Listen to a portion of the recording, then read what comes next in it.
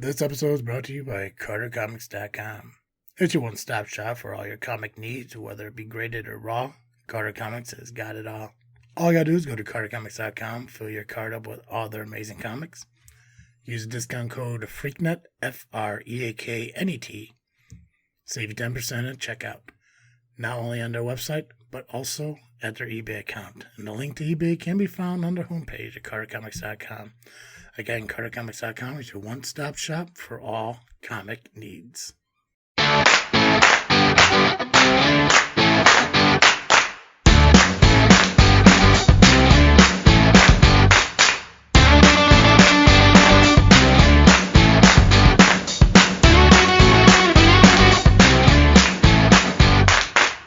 What's up, everybody? I am Travesty. And I'm Cartoon Joe. And welcome back to another episode of this freaking show. It is the weekly podcast with a little bit of something and a whole lot of nothing. Joe, hello again. Hello again. Hello, good sir. I mentioned in the last show some of the topics we are going to be talking about. I'm going to let you choose what we're going to talk about here in a minute. But I want to kick off the show by asking first off, what you freaking drinking? I actually don't have anything. I finished my French press coffee at the end of the last show, and I forgot how strong French press coffee was. I drank my whole 28 ounces of it and went upstairs and puked. Solid. Yeah. I tell you what, as far as puke goes, it's the best tasting vomit I've ever vomited. So is it like... Tasted just like the coffee going down as it came back up. That's what I was gonna ask. Like that's what I hear about peanut butter. It tastes the same coming out as it does going down. Yeah, gross, real gross. But so I had myself some breakfast in between too. But anyway, what about you? What are you freaking drinking? I am drinking. Well, we talked about the thing I was freaking thinking about last episode. We were talking about going to Shorewood Fitness and talking to Matt Stoffel and getting all the stuff I needed, and a lot of things. So he gave me a bunch of stuff that, I take in the morning for energy and thermogenetics and, fat burn and all stuff. And one thing I didn't have yet this morning, because I had my coffee and I didn't want to mix in everything, is I'm not sure if this could be seen, but nice. The pre-amino energy. And basically it's just an anytime energy boost, amino acid complex. On the back, it says do it during a pre-run, a pre-lift, a pre-work, pre-morning, pre-afternoon, pre-anything. So I went with the fruit punch flavor. So I got that right here. Nice. So I haven't tried it yet. I just made it, and I wanted to give a true in-time response to how I feel about the flavor of it. Very nice. Right here on the recording. So if it's good, I'll tell you. If it sucks, well, you'll see it in my face. So, yeah. if you watch our show on our Freaknet Studios YouTube channel, you'll see my face. I'll have Joe describe it in audio format because I think Joe could articulate my expression pretty damn well. So, I'll try. Thinking about it, smiling. It tastes good. That's fucking good. That is fucking delicious. It true. Cherubic face was. It is true to Hawaiian punch as it can be. That is nice. Maybe I put a little too much water in, so it's a little bit watered down. But you know what? If you're a huge fan of Hawaiian punch, this is actually fantastic. So that's fucking good. I'm glad I went with it. I'm not sure. I can't remember what the other flavors were. If they had like a raspberry lemonade, that probably would have been my go-to. If they had cherry, definitely. But I can't remember the other flavors. That's fucking delicious. Joe, we could talk about Minnesota's flag. We could talk about FLiRT, or we could talk about some of the things that are occurring or have occurred in 2024 so far. I'm going to let you pick what you want to start with. I want to know more about Minnesota's flag. Okay. Let me pull that up here real quick. So as of, was it yesterday or this morning? May 11th.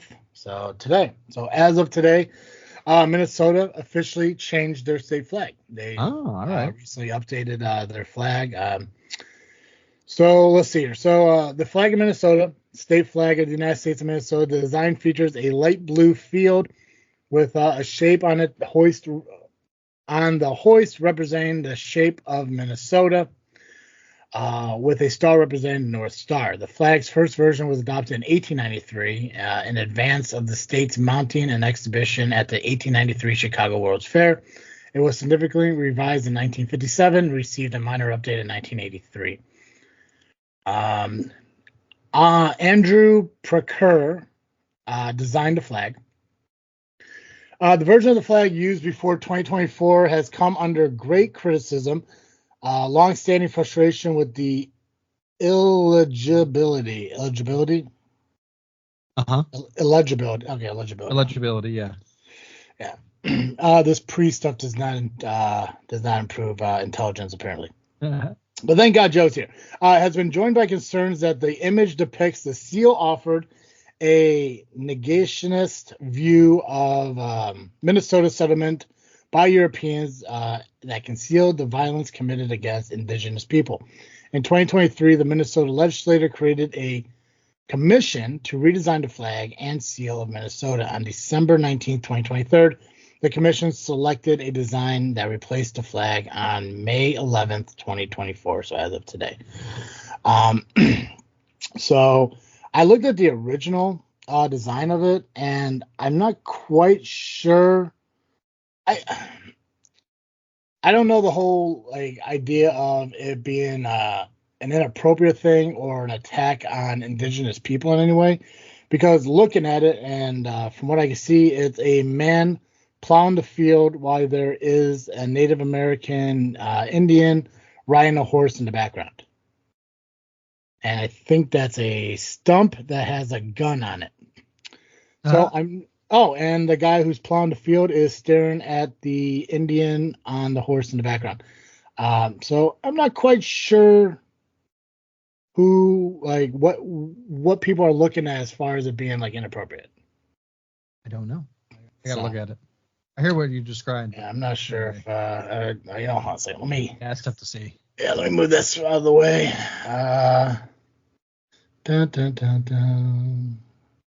Not sure if that's gonna focus better or not. That's not really focusing on it, but there we go. Interesting. of course, the lighting changes, but yeah, it adjusted. But. Yeah, so I guess it's kind of maybe the farmer's looking at it what the fuck is that? Right. Yeah. But you know what? I'm okay with the idea of a basic flag. Yeah, we had we had a vexillologist, a flag person. It's not really a scientist, so I can't say flag scientist. That doesn't make any sense. Person who studies flag design. Mm-hmm. On Geekcast Live about a year ago, I think. He does Flags for Good is his website, flagsforgood.com. And he was explaining to us that good flag design should be able to be seen and understood at a distance. Yeah. And you should be able to it should be only a few colors. The symbols should be very clear and very specific. Mm-hmm. And so I totally get you have the state seal on the flag. It's hard to see. It's hard to distinguish it at a distance from any other state seal. Simplify it, Yeah. I don't know how I feel about this flag though. It might be too simple for my tastes, but. So there was an article I pulled up. It's on AmericanFlags.com. So it's called Why So Many U.S. States Redesigning Their Flags. The World's Fair Exposition 1893 significantly influenced the design of many U.S. state flags. Since then, flags have been symbols of state identity, with each one showcasing the unique topography, history, and culture of its state. I hope you're proud of me that I got that word right. Yeah, I liked it. That was good. Thank you. Occasionally, a state will adopt a new flag design seeking to update or modernize the original look, but these changes might have been few and far in between until recently. There will be a point in here where they do discuss Illinois, because I do believe Pritzker did pass a bill to redesign the Illinois state flag. Oh, that's right. Yeah, we're looking at that. Yeah. On May 11th, Minnesota will debut a new flag design, which they already did, voted by the citizens and acting as reflection of the state's ideals. This move marks a broader trend among states nationwide that are reimagining their flags with updated new designs that accurately represent their citizens' ideals. Let's explore the movement of this grabbing the attention of vexillologists and changing the face of American state flags nationwide.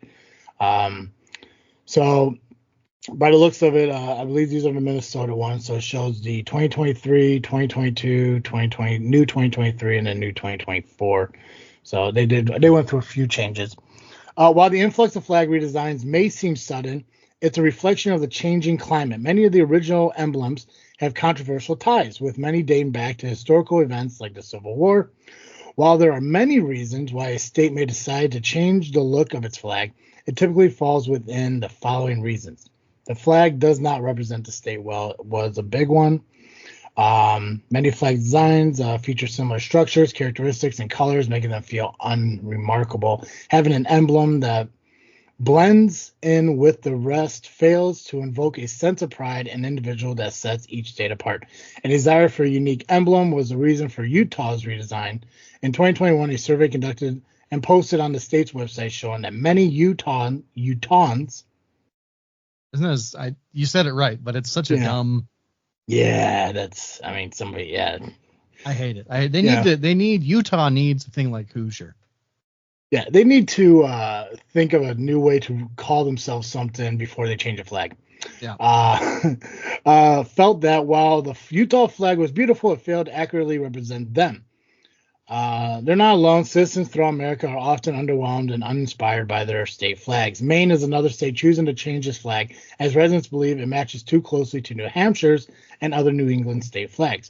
While these flags are undergoing changes, they are still stunning pieces of history, and AmericanFlag.com is proud to offer a wide selection of historical Maine and Utah state flag stock and on sale. Way to plug yourself there, buddy.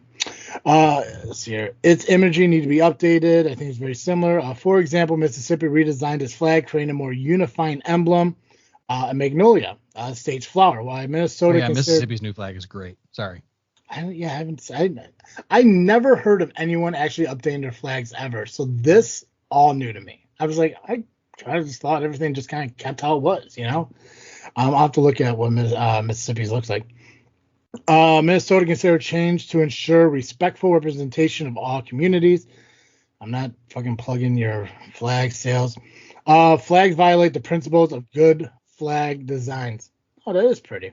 Yeah. And it's vertical? Interesting. I guess that's just the image is vertical. Oh, interesting. According to because I sent it horizontal. I thought. You probably did. Maybe the bars are going up and down. Oh, yeah. You know what? Yeah, it popped. So my chat is closed while we do this. So when it popped up vertically. Interesting. Way to go, Skype. According to North American Vexillological Association, there are 5 principles of good flag design. These include keep it simple, use meaningful symbol, use 2 to 3 colors, include no seals or writing, stay relative, and be distinctive. Many states are redesigning their flags to better align with NAVA's flag guidelines. So other states who are considering redesign, first one shown is Illinois. Illinois Governor J.B. Pritzker signed a new bill into law exploring the development and creation of a new state flag. The state has seen 2 official flags in its history, with the governor hoping to oversee the third. First flag was introduced in 1915 and remained until 1970. A redesign led by then Governor Ogilvie changed the look of the state seal. The new bill seeks to update the current look of the flag. While in the beginning stages, residents are excited about the design process. Michigan also is looking to change grassroots U.S. state flag redesign. Flag designs isn't just for lawmakers. It could be a fun exercise for anyone who is passionate about vexillology or graphic design. Virtually every flag, including those in the southern, western, and northern states, can be redesigned. I'm not buying a flag. So, I can honestly say without looking at it, I could not describe the Illinois state flag. I know it's pretty much a white flag with, I want to guess, a griffin on the front of it. That's what's in my head, or an eagle or a bird. Yeah, it's an eagle. Yeah. Okay. Sounds basic. Close enough though, right? I mean, a griffin's just an eagle with a lion butt. Exactly. So you ain't wrong, bud. I wouldn't mind Illinois updating their flag then to represent more Illinois. I think the only problem is like in order to do that, that flag's gonna either have fucking Lincoln or some kind of version of Chicago's flag represented in some way.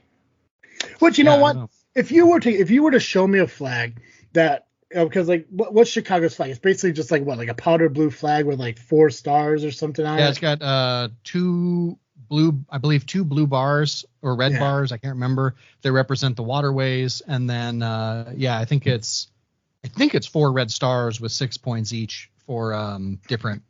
Each of the points means something. If you take Illinois and they were to design a flag that represents that flag and farming and find a way to blend that together, I'm on board with that because I think what divides our state is that we don't have a unification or a beginning of a unification. Yeah. So if you're to take the 2 parts of Illinois and blend them together into a new state flag, I'd be on board 100% with that because I think that'd be a good starting point to say, hey, listen, we don't have to be divided. We could come together and find common ground. And this is the beginning. Our brand new flag. There's fields and then there's the stars of Chicago or whatever. I wouldn't put like the skyline on it. I think that'd be a little too much. But I think that'd be a new week to start it. I think that'd be pretty cool. So I don't know. Like I said, without looking at it, I don't know what Illinois' flag looks like right now. I don't know what the previous flags looked like when they came out. Yeah, the previous flag. So I was just looking it up. So the current flag is a white background with an eagle holding a banner that has like the state motto on it, and it's sitting on top of a rock that has the like dates of the founding of the Illinois, and then there's a shield. I don't know what the shield stands for. Gotcha. And the old state flag looked kind of the same, but it was more realistic, the eagle. Okay. I guess they just kind of simplified it. Yeah. And then I just sent you a link to some of the suggestions that I've seen a lot of these, and I really like some of them, and some of them I really hate. Like I really hate this. I don't know if you opened the link or not, but the first one that pops up is the Centennial flag of 1918. I hate the Centennial flag. I think it looks terrible. It's like the white background with a blue bar in the center and one big star that I assume represents Chicago. And then I think there's a bunch of little stars that represents being the 21st state. I think it's dumb. I think it looks terrible. It looks like a rocket ship or you know what it looks like is a Nerf. Nerf made that like you stomp on the thing and it shoots the rocket into the air. Rocket. Yeah. That's what it looks like to me. I hate it. But there's some in here that are pretty cool. I kind of like the 3 bars, 2 blue bars on the side and a white bar in the middle with 3 stars. By Andy Rash. I like some of the ones. What's that? If you scroll down, it's the second to the right. So it says Illinois proposal Evan and then Illinois flag proposal Andy Rash. Oh, okay. I kind of like that one. I hate the one that has Lincoln on it. That's just same. It's just tacky. That looks like something that looks like a template you would find when you Google Lincoln. Right. And I feel like there's one like diagonally to the up and left of the Lincoln one. It looks like Lincoln's hat on its side. Yeah. I don't like that. Yeah. I kind of like if you scroll all the way down, not all the way down, but this says Jorge Mast Davila or whatever. It's got like a horizontal green bar, or maybe it's yellow. I don't know. You're telling a colorblind dude. Yeah, through my sunglasses, it's green. I kind of like that one. I like the diagonal bars. I'm just it's different. You don't usually see it. Okay. Yeah, and then I think my favorite that I've seen on here so far is this one. See if I can just drag that over to the chat. Doesn't look like it. But what I love about the Chicago flag is it's like, oh, that didn't do anything. that going to do the same thing again? Nah, there we go. What I like about the Chicago flag is it's so iconic. Like a lot of people, they move to Chicago, they fall in love with the city, and they get the Chicago flag as a tattoo because it's so simple and good looking that like it's really cool. I really, and so like something that you can just get a tattoo of, but it doesn't look horrible. Scroll to the very last image. It's right before symbolism. Oh, I kind of like that. That's weird, but I like it. I think of all of them, that one might be my favorite. I'm not a big fan of the whole white background, so if they adjusted the color, but I kind of like that because it doesn't have all the lines and stuff. That one I kind of like. I think the most. Yeah. I'm not sure what all the stars. Let's see. A better worked out design for the bicentennial flag, as used by the state. Only text being Roman numeral. For 200 years of statehood. I do kind of like that one just because it's almost simple. It's a little bit unique.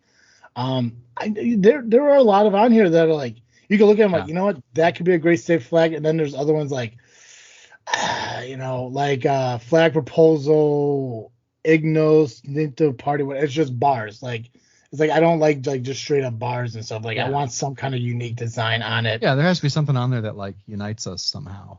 Yeah. I don't know. Yeah, I think that Illinois one. Like, I think if they just change the white background to a different color, it might be. I think that could be a solid one. I don't know what. I'm going to send you my other favorite because I follow the guy on Twitter who designed this flag. Dude, that looks like a flag that you would use when you're LARPing. I know, right? So that I can't remember the name of that mythical creature, but there is like somewhere in the state there is a place where a group of like Native American Indians used to live, and they carved this creature into like the rock there. Yeah. And so it's like a big tourist destination, and so like it kind of represents like the history of Illinois and all of this stuff, and I don't know. There's something kind of neat about including that. The river, the blue on the left stands for Lake Michigan, the Mississippi River, and the is it the Mississippi River? Maybe it's the Illinois River and the Chicago River. But whatever, it represents the three big bodies of water that cross through our state. I will tell you though, if they go with the design like that with the water, I would definitely put the water on the right side because Lake Michigan is on our east side. Oh, yeah, that's a good point. I would if that's what it's for and it's supposed to represent Lake Michigan, I would have it depict true to accuracy the placing of the water to Illinois. Because then you're looking more like, oh, that's on the Michigan's and Indiana side and stuff like that. It's unique though. It kind of looks like, you remember the old Christmas movies like Rudolph and had like Herbie the Elf. Well, there was one where like there was like that villain. I don't know if it was like a Jack Frost. Or there was like that evil villain guy, and like one of them. Yeah. You know what I'm talking about? I can't remember the fucking dude's name, but you mean like the Heatmeister? Or... Yeah, that dude. So this creature looks like that dude banged Rudolph, and came out with this thing. Like Gryffindor had an extra chromosome or something. Nice. Like, it's unique. And the thing is, like, I don't fucking hate it. I don't. The Piazza bird. Right? It's definitely fucking unique. Oh, yeah, look at that. Man, it's just so weird how the face is like, it's like a human face. It's so weird. It's so goofy. But that's part of what I like about it is it's so weird, And I do feel like, if that was the flag, people would absolutely be getting that as a tattoo. Yeah. I don't know why tattooing is like the standard for what a flag should be, but like it should be. I do think it should be cool enough and iconic enough that people want to have it on them to represent their state pride. Like as much as I think that caring about like what dirt you live on top of is stupid, like there is something that's like. I take pride in my community. I take pride in, learning. So, for example, learning in the last episode that Illinois has that tiered wage system where if you're under 18 and you're not independent, like you're getting paid. That like makes me proud to live in Illinois in a weird way because it's just like we're doing something that makes sense to me. You know, I don't know. There's so many things that we do as a state that don't make sense, but the things that we do that do make sense make me glad I don't live in Indiana anymore. You know what I mean? Yeah. It's the thing is, like, when people, the complaints that people have for Illinois is cost of living here. Yeah. Like, it's not the area, it's not the location, it's not the Midwest, it's not, some, older folk and stuff hate snow, want to be in, like, Florida, Texas, Arizona. I get that. Yeah. But it all comes down to cost, how expensive it is to live here. And I don't disagree with them. I mean, it's like it is a little bit, more expensive to live here than, fucking Tennessee that's just south of us. It's like, I don't see why we have such a higher cost of living compared to them, which, I mean, we live in the same area, range, or whatever the fuck it's called. It's like, it shouldn't be that far separated, but it is. If the government can find a way to lower the cost of shit, which I'm sure there's a way to do it, perfect. But I don't mind living in Illinois. I really don't. I mean, for the most part, I keep to myself. I don't live, up north, and stuff like that. Like, down here, I kind of just like, hey, whatever it is. Just, here's just my life, and I'm just living it. So it's like, when people are complaining about the states, like, yeah, I can't fucking live here. I need to move to Tennessee, or I need to move to Kentucky, or I need to move to Florida or Texas or Arizona, or, I just need to get out here, move, out west California. It's like, okay, I don't understand that. I leave then. I don't care. Yeah, it's like it's like, I like it here because, in a way, it's a simple way of life. Yeah. It's one of those weird things, because I've been actually having that conversation a lot more with online dating.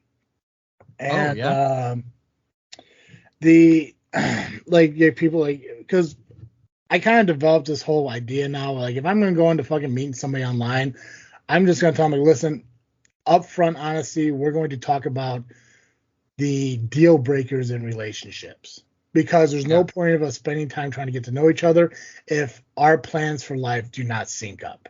Right. And one of the biggest deal breaker things is I don't have any plans or ambitions from now to my immediate future plans to move anywhere closer to the city. Yeah. Just not. I like where I live. I like that I own a house where I'm at. And I like that if I wanted to go to the city, I'm a train ride or a 45-minute drive, or maybe 50-minute drive to the city if I wanted to go for the day and stuff. Yeah. I like coming down here. I'm not, if I'm woken up by a dog barking or a train coming through because my windows are open and I can hear the horn, I'd take that over, gunshots and car horns and shit like that any day. It's peaceful. Somehow that's some of the biggest deal breakers. Like, people are like, well, I don't plan on ever moving out of Chicago. It's like, okay, well, I can understand that, but, when I'm 35 years old and I own my own home, and you're 30 years old still living at home, like, now if I have to move, now we have to quickly find a brand new place together to ultimately where I'm going to have to sell my home, right, to pay the same amount of money to rent a place up where you want us to live. It's like, and so it's probably more. It's like, rents is ridiculous these days. Yeah. So it's actually so out of control that I've thought about buying.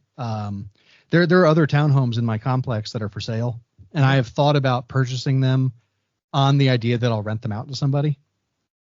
Yeah, and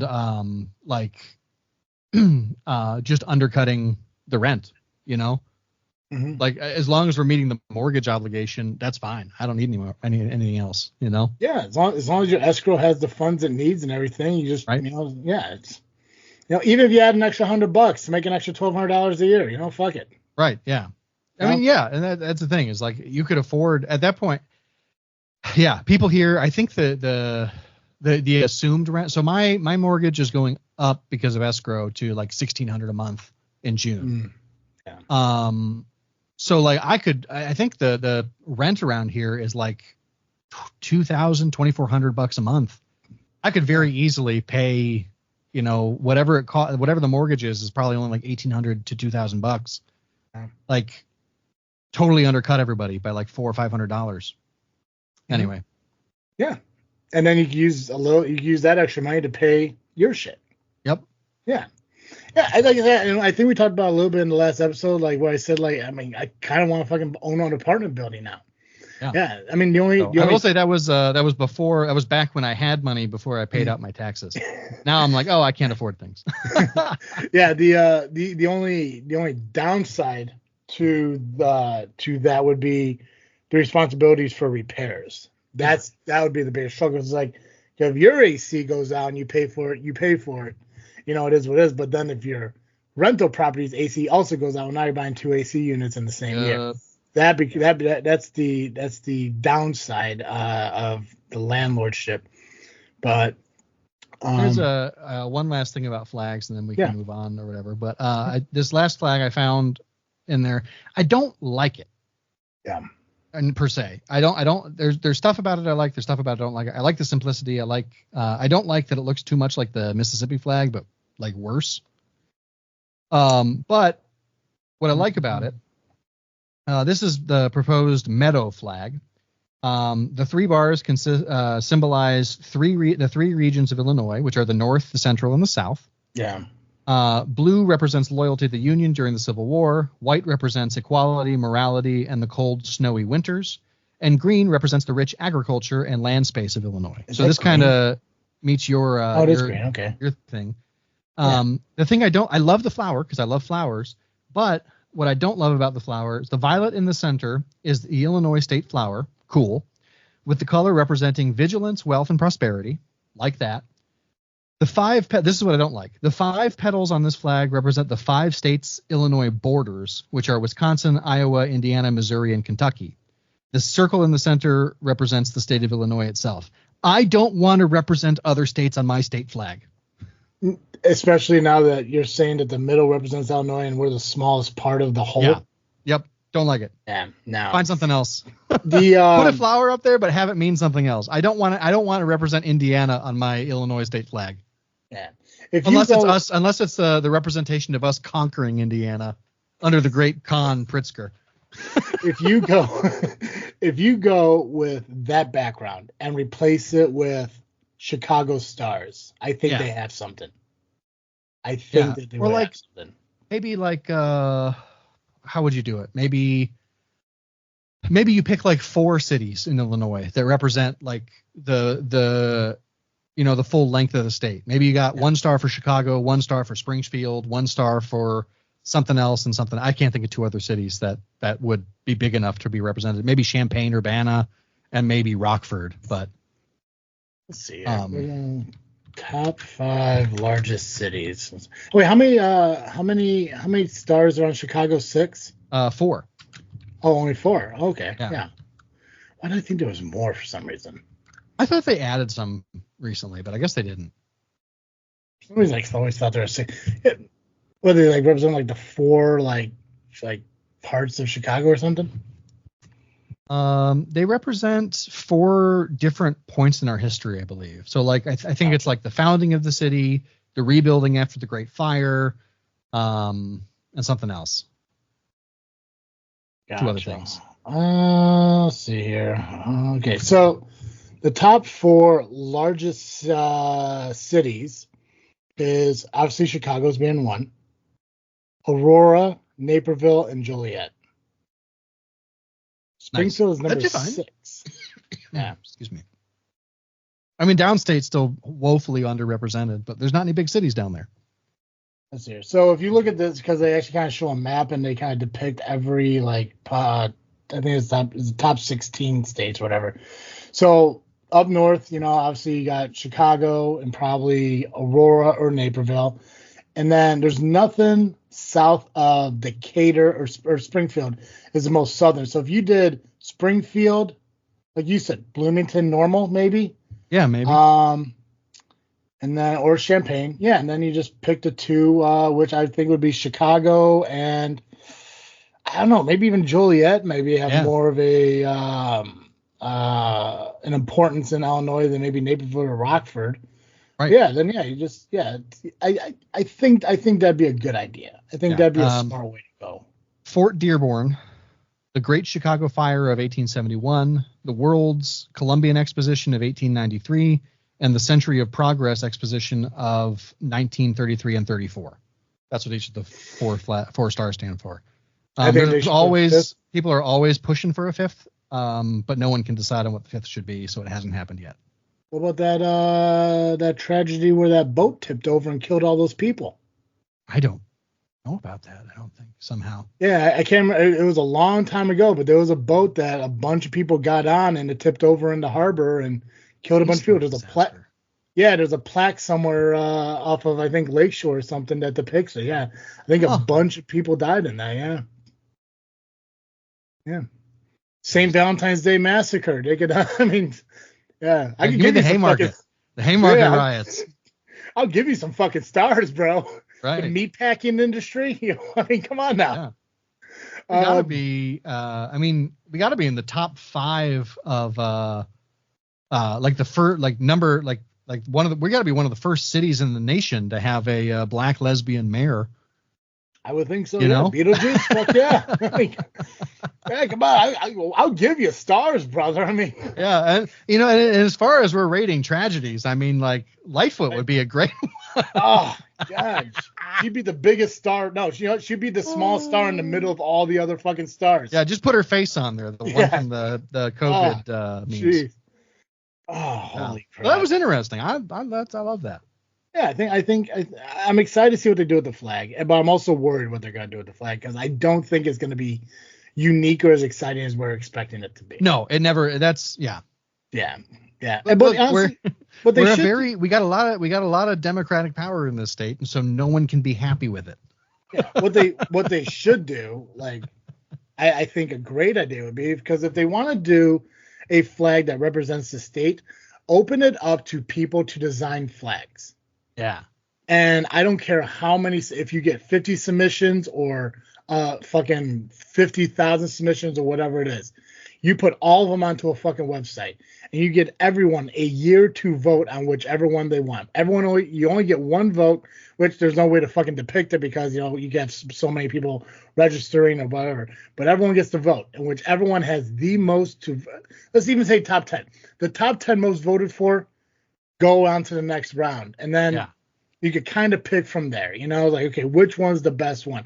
Because then you give the power to the fucking people, which is what people really want. They just want to be included in decisions and what's going on in the world. Mm-hmm. Not just like, hey, we hear you and we understand, but we're going to go do this anyways, we're just gonna let anybody set up a like a casino in their bar or whatever. Yeah. Well, before we move on, since we're on the topic of tragedies and everything, I wanted to tell you something last episode, but we got so involved in conversations I didn't get a chance to do it. Yeah. So we're planning to do our cemetery tour this year in Michigan. So I'm super excited for that, by the way. There is a cemetery that isn't on our list. Oh. But we will be visiting it because there's one person buried in this particular cemetery that I feel we have to go visit. And we're not going to visit it to shoot a video. I really just want to get a photo of it and put it up on our social media. All right. So while we are in Michigan, in the Detroit area, we're going to visit one additional cemetery because we're going to go see the burial place of Dr. Kevorkian. Ah, badass. I looked at his stone, and I don't remember the actual quote on it, but it's, if I paraphrase it right, it's he gave his life for freedom, for the freedom of others to do so, or some shit like that. I don't know what it is. Basically said like he sacrificed his life so people could kill themselves, or however it's paraphrased. He sacrificed himself for everyone's right. It just says right, maybe rights or right to die. I don't know. There's grass covering the last bit, so I can't tell if it ends or if it says to die. Right. So we don't know if it's a magical statement or just one more fuck you before he left. But I looked at it, I saw him, and you know what? That's pretty fucking cool. I don't want to turn it into an additional vlog. I just want to get a photo of it and we can move on. That's fine. Because if I timed everything right, there's actually I'm sorry, we're gonna see that, but I think also on the way I gotta look at the trip itself again. But we might be able to stop at a burial site for an Indian chief. I think, and if we coordinate it right, depending on our timing, how we do on everything, because I think we're getting a little bit better with our timings and stuff. We might be able to actually go visit an Indian cemetery on an Indian reservation in Michigan. And I think that should be something kind of unique to look at. Again, it all kind of depends on timing. I know as everything looks right now, we're going to do 75% of the cemeteries on the first day. Oh, probably not even that, probably 80%. I think out of the 12, I think we're going to do 9 of them in the first day. Well, Michigan is like, I love Michigan. It's beautiful. But it's like the people in the state live in like 3 places, and then in between it's just forest. Yeah. Well, and that's the thing too, is like, because what we're doing is we're going to leave my house. I think it's going to be, 3 in the morning or 3:30 in the morning. We're leaving the house because the first cemetery doesn't open up until I think 8 a.m. And they're an hour ahead of us. So we'll get we'll get there 7 a.m. our time and do that cemetery. And then as soon as we do that, we're gonna hit maybe one more, and then the next 6 are within 30 minutes of each other because a chunk of them there's 2 cemeteries that we're gonna hit. They're 5 minutes from each other. Whoa. So it's like because it's gonna be in Detroit. But they're pretty decent sized cemeteries too. These are the driving around in the vehicle type of cemeteries. So they're decent sized cemeteries. So, like I said, if timing works itself out, we're going to leave the house at 3:30 in the morning, and we should be at the hotel by 4 in the afternoon to enjoy our evening before we have to leave at, I think, 10 a.m. the next day for us to be back to my house by, I think, like 3 or 4 o'clock. Our time. So I'm excited for it. Like I said, it's gonna be cool if we're definitely gonna do the Kevorkian because it's right down the road. But if we could find a way to squeeze in the Native American cemetery, I'll be excited for that too, because it'll be a unique one that I know I've never seen it, but we also never filmed an Indian only cemetery. Yeah, that's true. Yeah, I think one of the cemeteries we're also going to visit is also a Jewish cemetery. So nice. I'm pretty excited for that too. Anyways, okay, more tragedy. FLiRT. Yeah, tell me about FLiRT. This is new to me. The only thing I know about FLiRT is that it's a new variant of COVID-19 that is apparently new to us. Let me see. Where is the article I was reading? Off of USA Today. Okay, perfect. I got the same article now. Okay, yeah. So there's a new COVID-19 variant called FLiRT. Also, stupid name. Don't like it. It's because of the. I was reading a little bit about it. The proteins on it changed from like F to L and R to T, and so they did that cutesy naming. Yeah, they went the Apple route and made it a lowercase I. So a new set of COVID-19 variants, which I guess officially is no longer considered coronavirus. That is a name that's no longer utilized, I guess. Yeah, it is still a coronavirus, but we're so far down the lineages that it's like it. So FLiRT is a variant of the Omicron variant that we had, I think, starting last winter. Gotcha. From April 14th through April 27th, the variant labeled KP.2 makes up 25% of the cases in the United States, according to the CDC. That makes it the new dominant variant in the country, overtaking JN1. The JN1 variant, which spread globally over the winter, made up 22% of the COVID-19 cases in the U.S. in the same 2-week span. Joe, you said you had COVID? I did. Do they ever tell you what variant you have, or is no? Well, I never even went and got tested at the doctor. I took a home test. Yeah, it was right after. So I think I got it based on all the information I can find, because like it was at Michael's diaper party for Gwynnie. No one else at the party got it or had it. And so I don't think I caught it at the party. The only thing I can think of is that I stopped to use the bathroom without my mask at one point. And the thing with COVID is, like, because it's airborne and because of how it spreads and stuff, like, I think it was probably just lingering in the air at the gas station bathroom. And that's probably where I caught it. See, it's moments like that you wish it was pink eye instead. Yep. Yeah. 100%. Megan L. Ranney, Dean of the Yale School of Public Health, told WebMD that FLiRT has some concerning features, like changes in the spike protein, which play a role in helping SARS-CoV-2 colonize the body and make people sick. According to the CDC, only 22.6% of adults reported having received an updated 2023-2024 COVID-19 vaccine. Since September 2023, data also shows that vaccination coverage increased by age and was highest among adults 75 and older. We've got a population of people with waning immunity, which increases our susceptibility to a wave. Thomas A. Russo, Chief of Infectious Disease at the Jacobs School of Medicine and Biomedical Science at the University of Buffalo, told WebMD. The CDC is tracking SARS-CoV-2 variants KP2 and KP11, sometimes referred to as FLiRT. They're working to better understand their potential impact on public health, the agency said in an email statement to USA Today Wednesday. Currently, KP2 is a dominant variant in the United States, but laboratory testing data indicates low levels of SARS-CoV-2 transmission overall at all times. That means that while KP2 is proportionally the most predominant variant, it is not causing any increase in infectious and transmission of SARS-CoV-2 is low, the CDC said in a statement. Nice. So symptoms of COVID. First off, before I continue, any thoughts so far?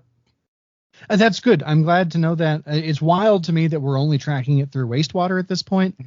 But I'm glad that we're tracking it at all. And I think it's one of the reasons that I don't mask as much as I used to, is that the wastewater tracking has been saying that transmission is down quite a bit. Okay. So I'm happy about that. I will also say that one of the reasons that we've got waning immunity is that most people who got the COVID shots got them at the beginning, and then we're just like, well, most of my other shots are good for 10 years, so I'm not going to get any more shots. The next time I get my shot, it'll be my 6th. Because I've been trying to keep up with it, because I work with old people. I don't want to get my people sick. Mm-hmm. I will say that there are a lot more. So the mRNA shots they're new, right? We don't know exactly how effective we know that they're effective. Yeah. If they're the only option you have, they're the best option. But they also, the evidence is showing that the immunity you get from an mRNA shot is not as long lasting as an immunity from a traditional vaccination. And so there are other options out there. My favorite is Novavax. All of the CVSs have it. A lot of the Costco's have it.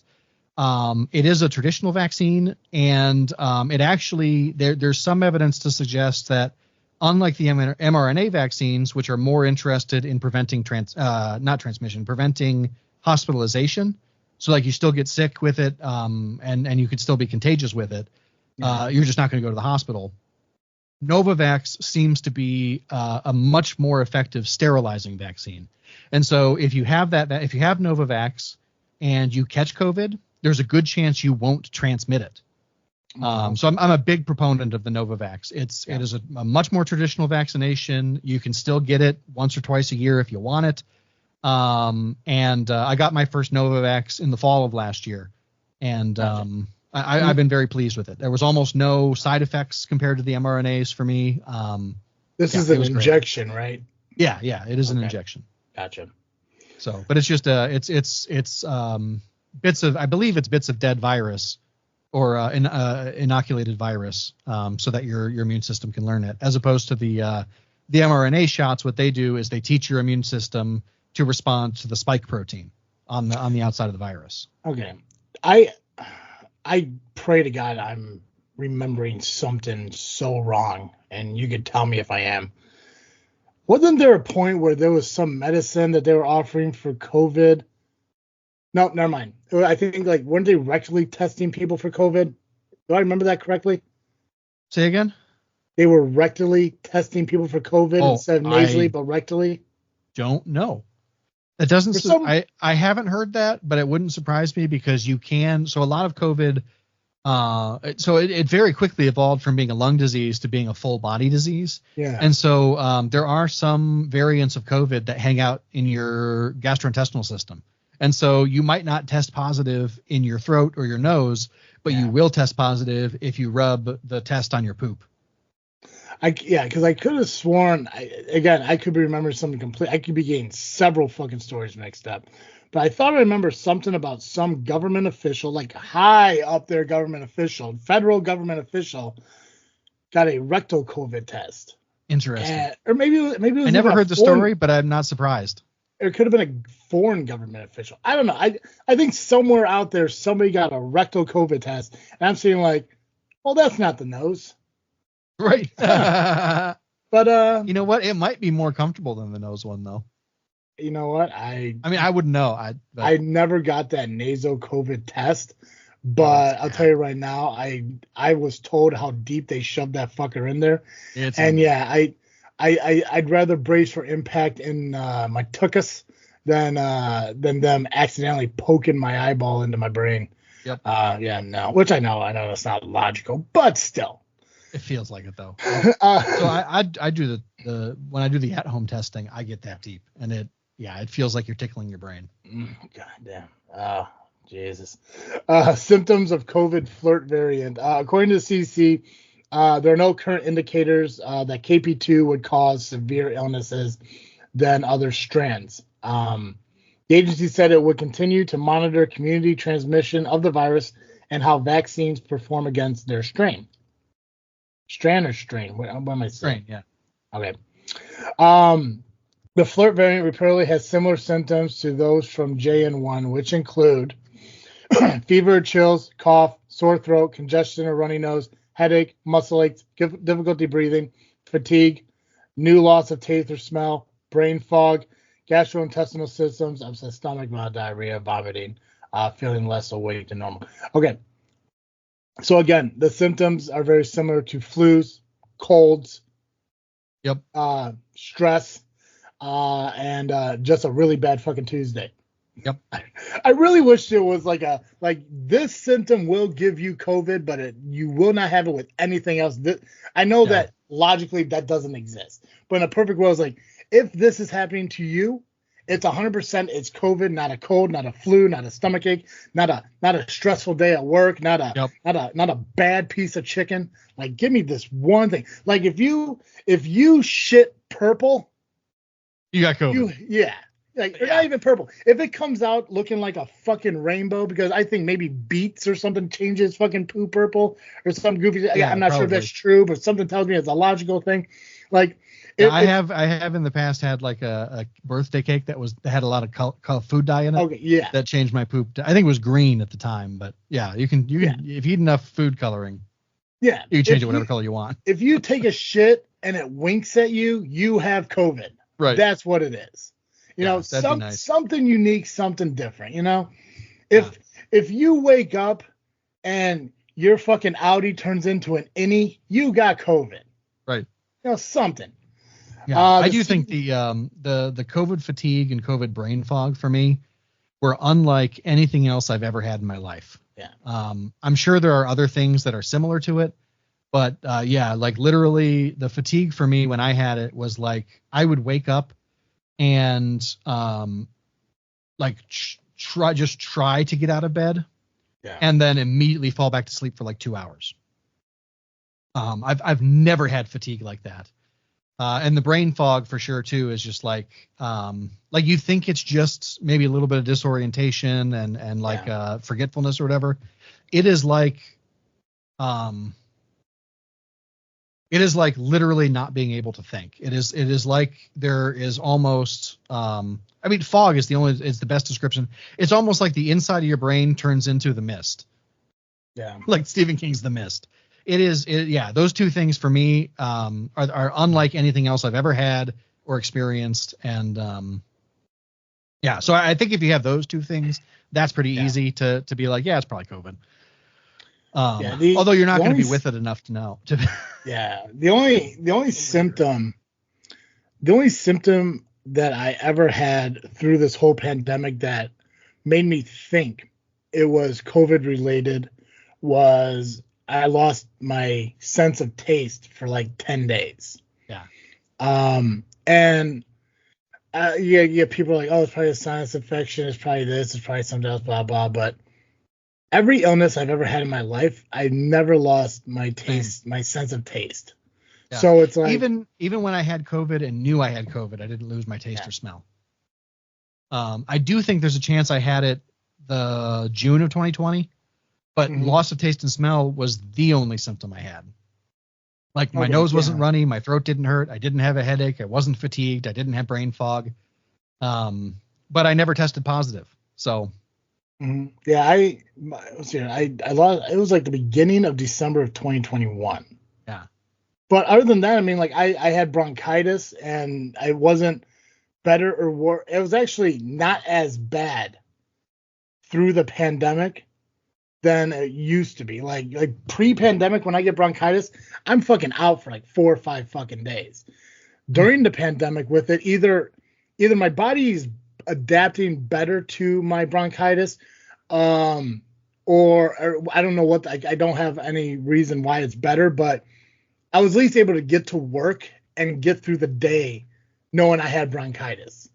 Obviously breathing was a little more difficult, but also I'm an overweight fucking smoker that still has asthma issues from time to time. So I'm a prime fucking candidate for fucking COVID. Yeah. I mean, but if I did, then I had it for like 10 days in December of 2021. But I really don't know. I didn't have a fever. I wasn't lethargic in any way. I wasn't coughing or vomiting. I didn't have, irregular bowel movements. The only thing that was wrong with me that's never been wrong with me before is that I couldn't taste anything for about 10 days. Right. Yeah, but at the same time, when that did happen, I was precaution. I stayed away from everybody. I just, I stayed home. It's like, I don't know what it is. I don't know what it isn't. But yeah, I'm over here. I'm over here for now. I'll come back. I'll return eventually. For sure. Yeah. CDC notes that the list does not include all possible symptoms and that symptoms may change with new variants and could vary by person. In general, the agency says people with COVID-19 have a wide range of symptoms ranging from mild to severe illnesses. Symptoms may appear. Thanks, CDC. You're very useful.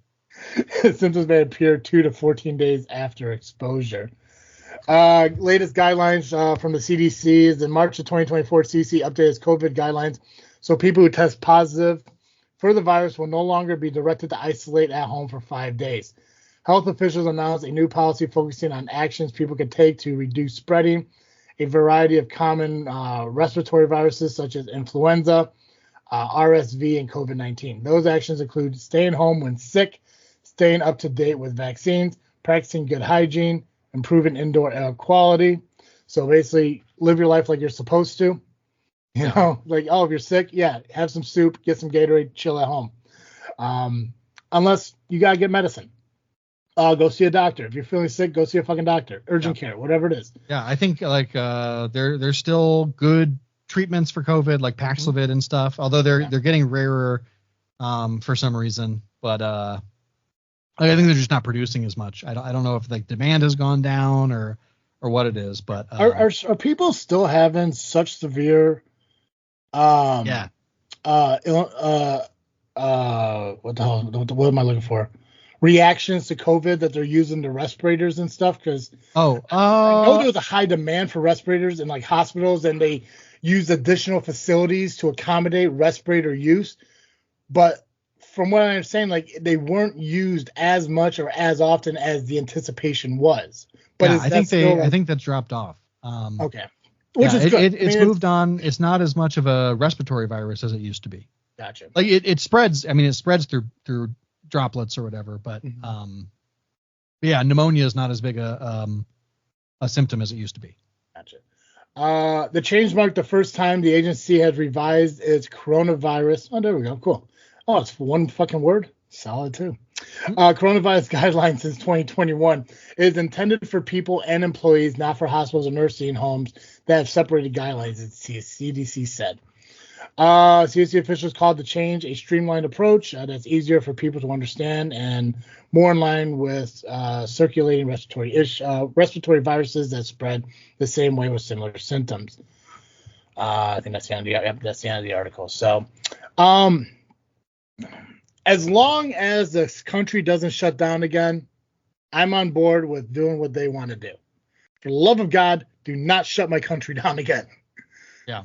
Well, I think if we're going to shut it down, let's actually shut it down and send everybody the money they need to stay home and that's right. And all of that stuff. I think, one of the things that I'm really worried about, I do want to qualify that. I am worried about it in terms of I've been keeping an eye on it. I am not worried about it in terms of the people who know more about it have said it's not, we're watching it and it's not something to worry about yet.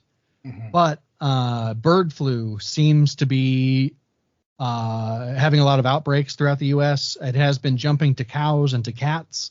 There are a couple of people who've got it, and it does have. So like COVID had like a 2 or 3% mortality rate, right? It was really sky high compared to flu. Bird flu, when it jumps to humans, has like a 70% mortality rate. So like that is high enough to me that like if it jumps to humans and is contagious in humans, shut it down. Shut it down for like 2-3 weeks, a month if you have to, 2 months if you have to, 6 months if you have to, because that at a 70% rate, that means basically 3 out of every 4 people who get it will die. Yeah. That's a good reason to shut things down. You know what I mean? Yeah. But yeah. But send people the money they need to stay home and be safe. Don't do this bullshit where it's like, we're not going to help you at all. We're going to give you $1,200 and it's supposed to last you 4 years. Yeah. If you're going to pay my mortgage, actually pay my fucking mortgage. Right. Pay my mortgage. help me. Right. Yeah. It's like, yes, no, if it's needed, I can understand that. I pray to God, I don't think it's going to be the case. And I fear I put it out there for whoever fucking says, well, this is what Travis said, but I don't think I'm that influential. Right. I pray that this is really becoming an issue that, unfortunately, it really is an issue and not some kind of tactic because 2024 coming November, elections are happening. Yeah. I pray to God it's not. I don't think it is. I'm saying right now, I do not believe it is. Here's if I may put my tinfoil on. Yeah. Look. What I think is that I don't know how to say this without sounding completely crazy. I don't think that they're letting it run rampant to like get Biden reelected or to reelect Trump or anything like that. I think that when the Biden administration stepped in, they took a risk and said, if we completely roll back all these protections, most people will get on with their lives and they'll stop caring about the fact that 1,000 people, 2,000 people, 3,000 people are dying a week of COVID. Yeah. And that happened. I think we actually, at the worst of it, last winter, we were having 3,000 people a week, a 9/11 a week of people dying of COVID, and no one cared. The news didn't cover it. Everyone got on with their work and their house payments and everything like nothing, business as usual. And I think that seeing that everyone kept on business as usual and the economy keeps adding jobs and inflation is down, wages are up, all of this stuff. My big fear is that they're not going to do anything on the next one. And then like not everybody's going to die, but like everybody's going to die. Yeah. And the government's just going to be like, well, get back to work, peons. Get back to work, peasants. Like, that's what I'm afraid of. And the thing that they don't realize is that, like, one of the best things that's ever happened for labor was the Black Death. Because when a third of Europe died, everybody who could farm, everybody who was a blacksmith, everybody who could do anything was suddenly significantly more valuable than the nobles who the only thing the nobility had was the fact that they owned stuff. They couldn't do anything. They could hunt or whatever, but like that doesn't feed the village. That doesn't shoe your horses. Yeah, no, Joe, I don't think that makes you sound crazy. No, I think I think you're trying to show the logic in an illogical world, because I think because you're either gonna have people saying like you're gonna have one side of the people saying like, here we go, another fucking COVID, ironically around election time, just like 2020. And again, I do not believe that's what's happening. So don't say, Travis, because I don't believe that. I would be upset if it was, but I don't believe it is. I just believe that what's going on right now, COVID related, is something that is a higher risk of what it's been like since 2021, 2022, and that's why it's being talked about. It's just it's an unfortunate timing of it to happen. It's just what it is. And it's weird, and it's going to roll into the final thing we're going to talk about, which we'll make it quick because we're going a little bit over time here. I did look it up, by the way. Only about 294 confirmed COVID deaths in the last week. So we're down a lot. It's much more manageable than it was. Less than 10%, right? What's that? Is it less than 10%? Is that how it works? Yeah, less than 10% of who was dying like last year. Blessings. That's an absolute blessing. But the last thing we're going to talk about, and we'll make it pretty quick because there's not a whole lot to really discuss because we kind of talked about some of the things that were in a way. 2024 is a goofy fucking year already, and it's only May. Again, FLiRT is becoming a thing. Again, I really don't like the fucking name of it because it makes it sound sexy. But the eclipse happened, so that was awesome that happened. Obviously, 2024 is the Summer Olympics. It's a leap year. It's an election year. The Olympics. Yeah, July, the end of July, I think. Who's holding them this year? Who's France? Oh, nice. That's right, because that's why they wanted to rebuild Notre Dame in time. Yeah. We're going to cover some Olympic stuff when it happens. I believe it's the end of July, so we'll talk Olympics here.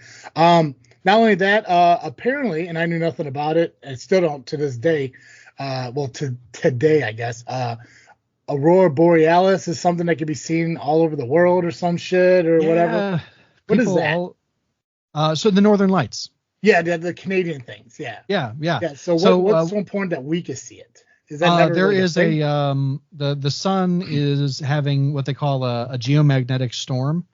So it basically is casting off a magnetic field out into space that interacts with our atmosphere, which is what creates the Northern Lights.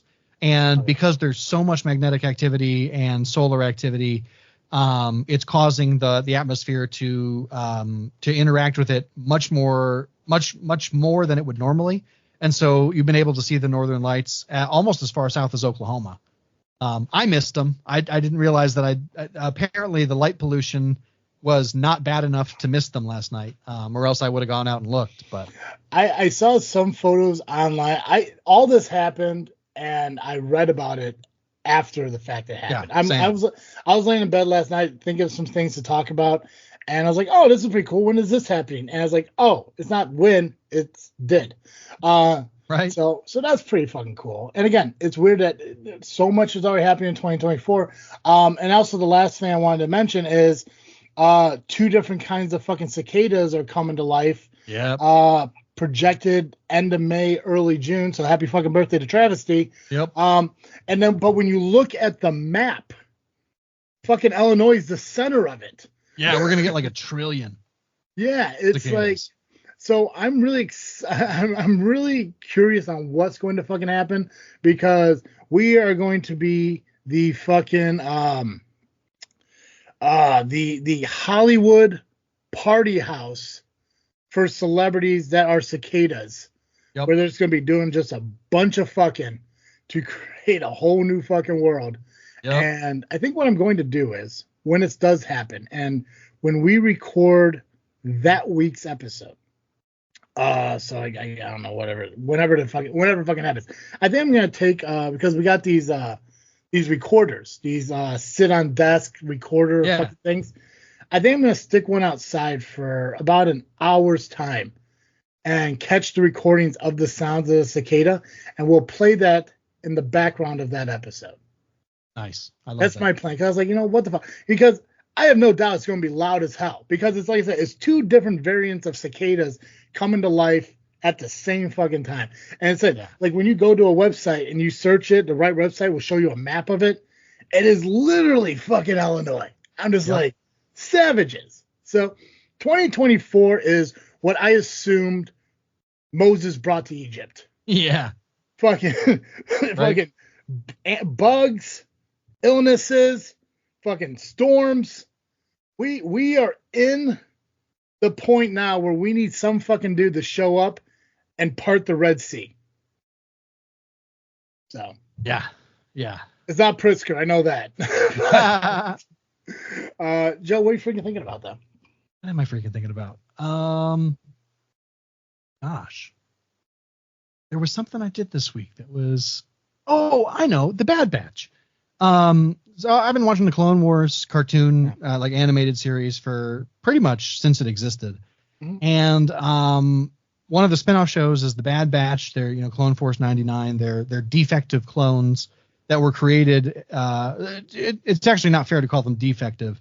What they were is they were experimental clones to see if they could improve the genetics of whoever was there. So there's a really tall and strong one. There's one who's really good at shooting. There's one whose senses are heightened for hunting. There's one who's really good with technology. There's another one. Anyway, they're called Clone Force 99, and they always, during the Clone Wars, they would bring them in as a special ops team. And obviously they didn't show up in the Clone Wars series until the very end so that they could have the spinoff. But they just finished season 3 of the spinoff series, which is the end of the spinoff series. And I definitely assumed it was going to be a sad ending. I assumed that, because the Clone Wars don't end well for the clones. The end of the Clone Wars is all the clones are dead because we're replacing them with stormtroopers, right?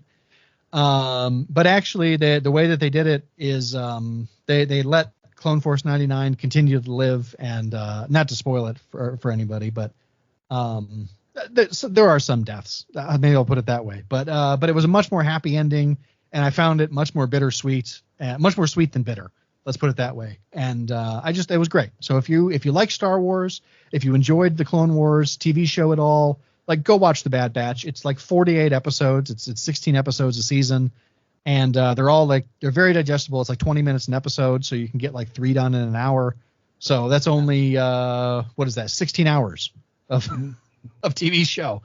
So 2 a night, you'll be done in 2 weeks. This is the first time anyone's ever talked about Star Wars where I understood it, because you guys literally talked about the Clone Wars on Geekcast Live within the last 3 weeks. Yeah, that's we decided to do a deep dive on the Clone Wars because the Bad Batch was ending. Yeah, so I was and I followed it. I mean, some things I still didn't get, but I mean, I don't know anything about Star Wars to begin with. I mean, I called that one stupid character Space Platypus. So it's just Jar Jar, I think it is. No. Yeah, Jar Jar. That's okay. Yeah, who's the big fat worm? Jabba. That's Jabba. Okay, yeah, no. So it's Jar Jar Binks. Yeah, the annoying one from Phantom Menace. Yeah. I called it a space platypus. So, and also I think I referred to fucking Han Solo as Indiana Jones a bunch of times. But hey, you know what? I understood what you were saying. I'm like, hey, Clone Wars. I get that. Nice. I understand it. Cool. Good. Awesome. Good. I'm glad. Yeah. But yeah, I enjoyed it. So anyway, what are you freaking thinking about? So I mentioned in the last episode, got my debt paid off, did the consolidations, everything's good. Got my appliances, those are coming on Thursday. But the best thing of all of it is I did go ahead and do something for me. It's going to help out our podcast and the shows we do and all that stuff, but it's for me. And Colin helped me build a computer pretty much. Oh, nice. So I do have a brand new computer coming. I got everything was delivered to Colin's house because him and his cousin are going to build it for me, because I could probably learn to do it myself. I'd rather be done right. Yeah. And as far as I know, it's the most cost effective but most updated computer I can make. So I'm really excited for that. I'm hoping he could get it built and I could have it before I go on vacation at the end of the month, because there's an online Grand Theft Auto 5M server that I applied for over a year ago and got accepted into. I just never had the computer to have the abilities to do it. So I'll be spending most of my vacation playing that game and just relaxing. There's going to be some outdoor work that I'm going to work on and do and stuff, because there is some stuff in my life that I have to, or in my house that I have to get done. And I do plan on doing that over the week that I'm off, as well as going to an eye doctor appointment, an actual doctor's appointment, a dentist, taking Cooper to the vet. I spaced and kept scheduling shit. So I'm excited for the computer. I'm excited for that to come. Hopefully I can have it by next week, and I could fucking check out all the amazing things that it offers. But the week that I have vacation, the last week of the month, if we still want to plan to take the road trip to the burger, it would probably have to be on that Friday. Which Friday? What's the date? If it's the 31st, I will be out of town and I can't go. Okay, so we can't do it. So we'll have to do a different day then. But no, you're fine. You're fine. Like I said, I completely spaced on the fact that we were planning on doing that. So I scheduled like a dentist appointment for that Saturday, the 25th, an eye doctor appointment on that Tuesday, the vet on Thursday, and then my actual doctor's appointment on Thursday. I was like, crap, I totally forgot we were doing it. So we'll plan it for another day. But yeah, I'm really excited for this computer, because I think it's gonna. I needed it for a long time. Yeah, it just needed an update. I think it's going to help with the editing that we do, and just make everything run faster. Colin's cousin told me that there's this thing I could buy that plugs into the outlets of the wall. Like I could plug one into my office and plug one into the living room where my modem is, and I could connect the modem to that, and somehow the internet will run through my electric to this outlet that plugs into my computer, and I can actually have LAN internet through my outlets. Nice. Didn't know that was a fucking thing. Me either. So I got to get that still. That's the only other thing. And I might update my monitor. I'm going to see how the computer works with this monitor and everything, but I might get a bigger monitor, but I think this one might be fine for now, because I don't want to just keep pissing away money just because I have it. That's how I got in the situation I got in the first place. So I'm fine with what I have now, but the hopes is to finally get that up and running, get everything going, and get that internet thing, and hopefully some of the lags that I find myself having on like the calls that we do for the podcast, as well as like loading times for shit, can maybe kind of like go quicker. Editing videos won't take 3 hours to export and shit, and maybe it'll be a little bit quicker. So I'm really excited for that, and hopefully I have that by next week. I don't know when him and Colin are going to build it, but hopefully I can have it by next week. So nice. So I don't know if you saw my face there for a second. I just found out some really cool news. A deaf baby hears for the first time after groundbreaking gene therapy trial. Opal Sandy, an 18-month-old from England, is the youngest child to come close to normal hearing levels in a gene therapy trial to aid her genetic deafness. That's pretty cool. That's really good news to end things on. Yeah, lot sad shit we talked about today, but that's awesome. So I wanted to share some good news. So that's cool. So, and where was that at? In England? England, yeah. Good for you. I'm sorry that you have to hear from people talk the way you do. Glad one good thing has happened for you people. Yeah. Hopefully you grow up and you listen to our fucking show, and like that one girl. What's her name? Raven. Oh God, yeah. What was her name? I've forgotten her name. I can't remember, but sorry. Yeah. When she would maybe we'll do a live one day again. We haven't done live in a while. But yeah, she listened to the show and everything, and hopefully, new hearing baby, you fucking grow up and enjoy hearing what you hear and listening to our show, and don't be like your fucking your counterparts over there who shit in the streets. Yep. So, guys, make sure you follow us on social media, Facebook, Instagram, and Twitter, just by searching This Freakin' Show. Again, thank you to Apex Nutrition for helping me find the shit that I need to. Check out our recent post on Facebook. Matt Stoffel is fantastic, and go to his store and buy his shit. He doesn't pay me for the plugs. I'm just saying it because he's a great fucking dude. If he wants to, he won't say no. Oh, that's true. Yeah. I'll keep saying it. Fucking, just cut the checks. If you listen to our podcast, continue to do so wherever you do listen. Just search This Freaking Show will pop up. Subscribe over there. Make sure you give us ratings, like on I think Apple Podcast asks. Spotify, give us ratings, give us reviews. It does help us and everything. But if you want to watch our show, you can watch it over at YouTube at Freaknet Studios. You can check out our episodes when they get released. Audio does get released before video, but that's because, there is a little bit more editing into the videos than, there is the audio. So, guys, that's all I got. As always, I'm Travesty. And I'm Cartoon Joe. And thank you for listening to another episode of This Freaking Show. I'm out. Nice.